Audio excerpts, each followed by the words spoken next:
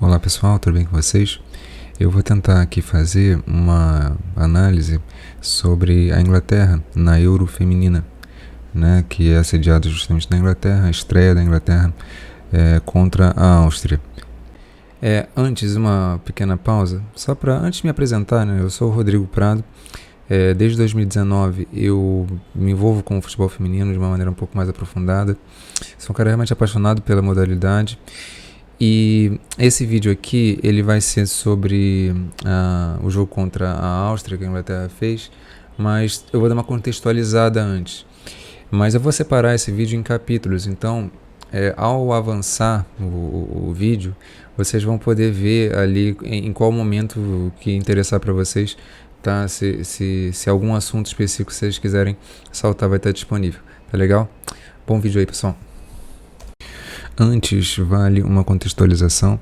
Essa Euro na Inglaterra, ela tem um simbolismo muito grande para a Inglaterra e para o futebol feminino de um modo geral, né? Essa Euro, ela é a primeira competição de seleções femininas depois do boom da Copa de 2019. A Copa de 2019 ela teve ela foi um marco muito grande. Né, dá para se dizer que o futebol feminino antes de 2019 era uma coisa e depois se tornou outra, né, essa pujança, todo esse movimento que a gente vê pelo mundo de mais visibilidade e de muito mais investimento por parte de todo o mundo, né, de todas as partes do mundo a gente vê isso acontecer, a evolução técnica dos times e muito mais exposição para os jogadores e para o trabalho como um todo que é feito dentro do universo do futebol feminino. A gente tem esse divisor de águas que foi em 2019. É claro que a gente teve Olimpíadas né, de Tóquio, que 2020, mas que ocorreu em 2021. Mas essas Olimpíadas elas ocorreram sem público, né, justamente porque, como a gente sabe, por causa da pandemia da Covid de 2019. Então, pelo tamanho da competição, esse simbolismo é muito grande. E também tem, sobre a Inglaterra, existe uma expectativa muito grande por essa seleção, por essa geração. Né? A geração da Inglaterra, ela conseguiu, na Copa de 2019, um resultado muito, muito interessante. Né? Fez uma Copa muito boa. Né? Acabou chegando, na verdade, na semifinal contra os Estados Unidos. Perdeu de 2-1, mas o jogo foi muito duro. A Inglaterra fez um jogo muito, muito inteligente. Teve pênalti que foi perdido.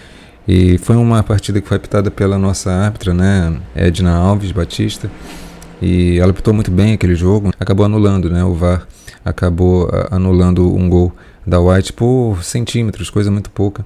A Inglaterra poderia ter empatado aquela partida e poderia ter, sim, ficou essa sensação, né, de que a Inglaterra poderia ter passado por aquela semifinal e aí eventualmente fazer uma final contra a Holanda, quem sabe, né.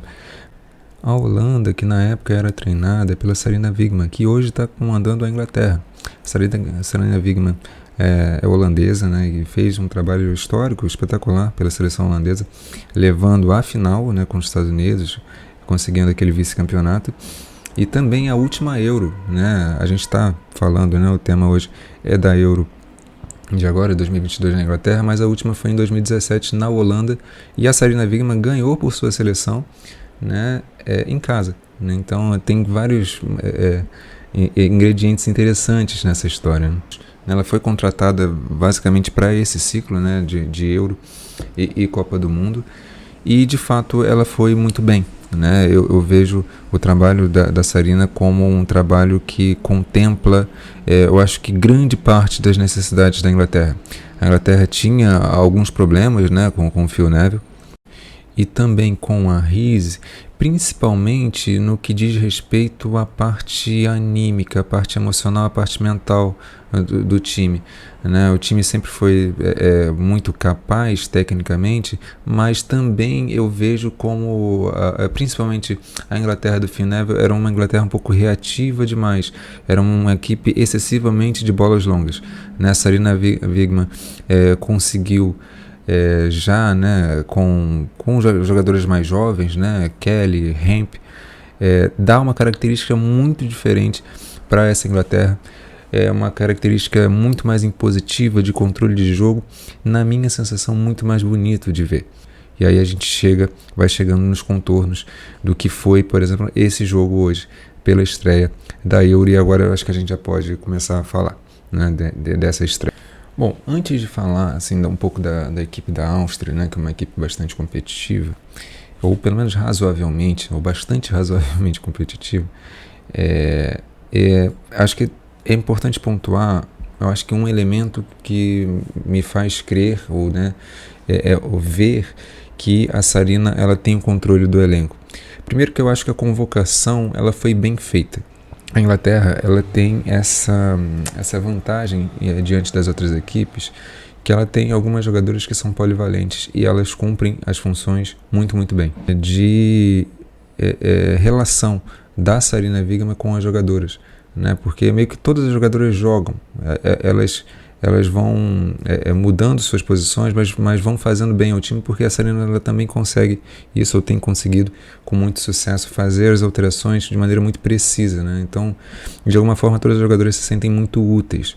É até difícil identificar com clareza, né, com precisão, qual é o time titular da Inglaterra. A Inglaterra ela começa os jogos de maneira diferente, mas modifica e vai se adaptando muito bem às características do adversário. Esse jogo, para ser compreendido, precisa primeiro entender que foi uma estreia de Euro, né? Todo esse simbolismo que eu falei anteriormente, isso tudo tem um peso muito forte para as jogadoras, é uma responsabilidade muito grande de render e corresponder bem, até porque as últimas partidas foram muito convincentes da Inglaterra em grande parte, né? E aí chega um momento que finalmente vai estrear, né? O jogo foi no Old Trafford, acho que 68 mil pessoas, né? Um recorde de todas as Euros femininas. Então realmente foi absurdo, assim, o clima foi muito bonito.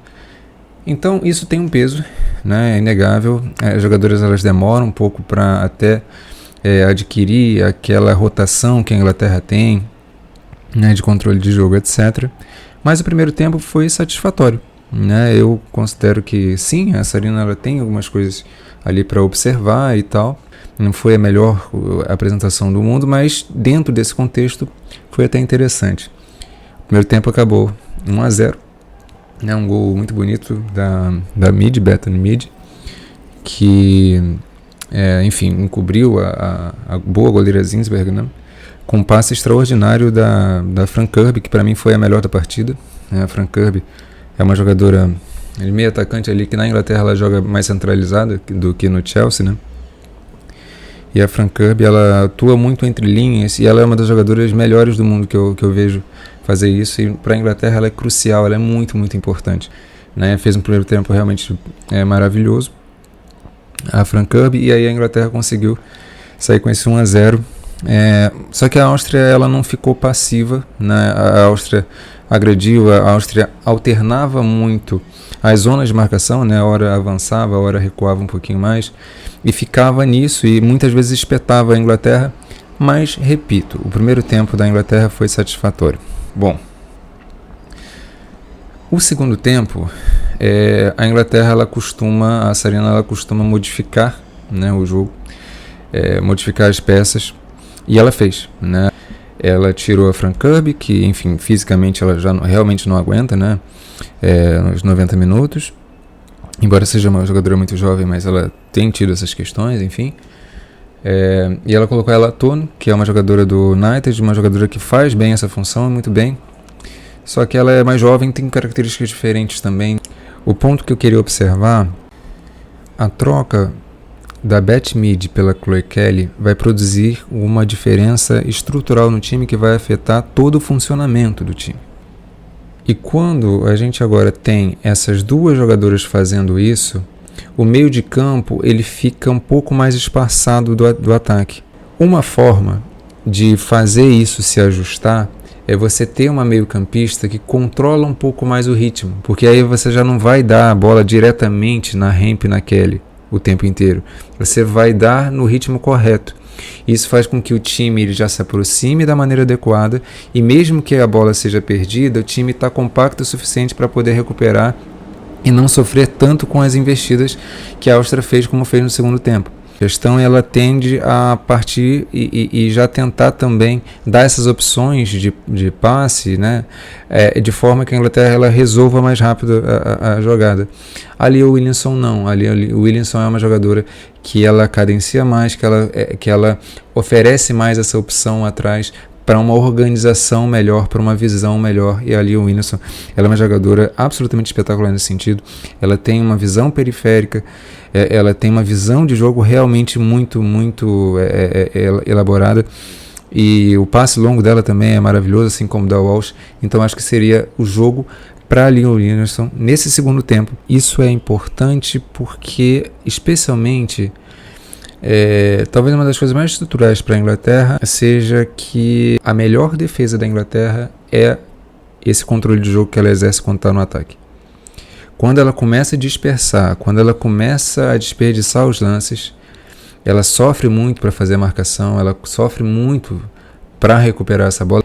Eu acho que a Sarina não fez essa alteração porque era um jogo de estreia, as tensões estavam altas, e ali o Williamson ela ainda não tem essa experiência toda no meio de campo. Então, em determinadas fases defensivas, talvez a Sarina ali ela não tenha sentido toda essa confiança. Mas a Sarina ela convocou ali o Williamson, na minha visão pelo menos, para atuar de zagueira e no meio de campo. Porque na fase de mata-mata a Inglaterra vai precisar, né? A Inglaterra muito provavelmente vai cair nessa mesma dinâmica aí. E contra uma Suécia da vida fica bastante complicado, né? Eu particularmente, comentando rápido, eu vejo a Suécia como um passo à frente de todas as seleções, por ter, no sentido mais geral, né, todos os aspectos levados em consideração, o setor ofensivo, defensivo. A Suécia está um passozinho à frente em termos de consistência, até bagagem, casca, né, para essas competições. E até pela probabilidade, né, dos confrontos, a probabilidade maior, na minha visão, é justamente Suécia e Inglaterra caírem numa semifinal, mas lembrando que o grupo B, que é justamente o grupo que vai confrontar ali nas quartas de finais já, tem a Alemanha, tem Espanha. A Espanha perdeu a Alexia Putellas, que, né, a jogadora que foi eleita a melhor do mundo, e é de longe a pior perda possível, né, para essa Euro. Aconteceu, a Alexia ela rompeu o ligamento, a LCA, infelizmente é uma lesão muito comum no futebol feminino, né? Ela vai ficar aí entre 6 meses e 1 ano fora, realmente uma perda muito grande. A Espanha eu acho que perde o favoritismo com isso, antes era uma das favoritas, agora eu particularmente acho que até isso é objeto para possível outro vídeo, né? Enfim. Mas, de modo geral, acho que contra uma Alemanha, né, a Inglaterra ela pode ter muitas questões. No mata-mata vai ser muito importante resolver isso que eu cheguei a comentar aqui. Bom, pessoal, é isso, né? Fiz esse primeiro vídeo aqui sobre a Inglaterra, mas se você chegou até aqui, queria agradecer profundamente, né? E se você puder dar esse apoio com o algoritmo aí, seria bem legal. Se vocês gostarem, enfim, eu posso fazer outros vídeos, porque assunto é o que não falta, né? Enfim, eu sou um cara realmente apaixonado pelo futebol feminino, né? Acho que os temas do esporte, do futebol feminino em geral, são da mais absoluta importância, né? E falar deles com o devido carinho, a complexidade que eles merecem, acho que, enfim, eu gostaria de fazer mais, mas aí depende um pouquinho de como vocês, enfim, vão receber isso aqui. É isso, pessoal. Muito obrigado e até a próxima.